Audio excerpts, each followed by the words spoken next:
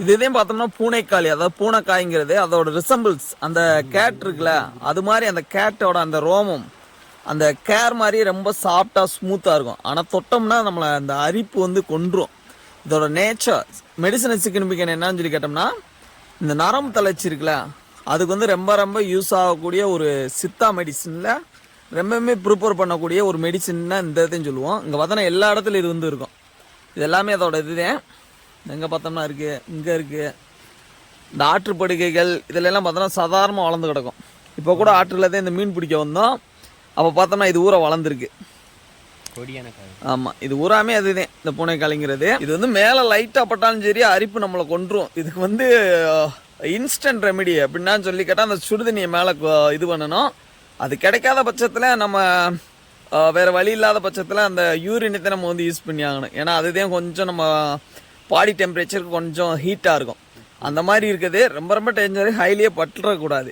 இதோட அந்த விதைகள் வந்து மெடிசன் சிக்னிஃபிகன்ஸ் அந்த சித்தா மெடிசனில் வந்து இதோட விதைகள் இதோட அந்த காய் பருவத்தை வந்து ரொம்ப ரொம்ப யூஸ் பண்ணுவாங்க. எதுக்குன்னு சொல்லி கேட்டோம்னா, அந்த நர்வ் சிஸ்டம் நரம்பு மண்டலத்துக்கு வந்து அந்த புத்துணர்ச்சி அளிக்கக்கூடியது, நரம்பு தளர்ச்சியை நீக்கக்கூடியது.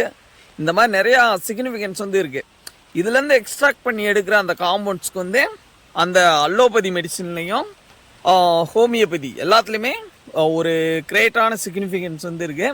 இது வந்து நம்மளோட தமிழர் பண்பாட்டில் நம்ம பாட்டி இருக்கப்போ அந்த அரைச்சி ஊற்றுவாங்க. சின்ன பிள்ளைகளுக்கு அந்த நரம்பு தளர்ச்சி இதெல்லாம் வந்துடக்கூடாது, கைகாலெலாம் நல்லா வெடுப்பாக இருக்கணும்.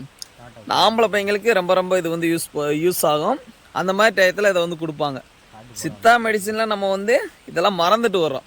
இதை வந்து யூஸ் பண்ண கற்றுக்கணும். இது வந்து கையிலேயே பற்றக்கூடாது, வெரி வெரி டேஞ்சர். அதனால தான் பார்த்து பேசிக்கிட்டு இருக்கேன். இது வந்து அவரை குடும்பத்தை சார்ந்தது. இதே அதோட விதை. இதை மெடிசனல் சிக்னிஃபிகன்ஸ்காண்டி நம்ம யூஸ் பண்ணோம்.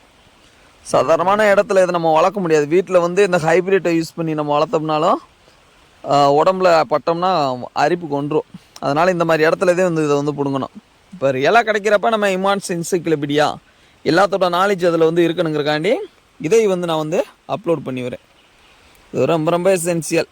ஆர்கானிக் கெமிஸ்ட்ரி படிக்கிறவங்க இதில் இருக்க காம்பவுண்டை பிரித்து எடுத்து ஒரு ரிசர்ச் பண்ணலாம்.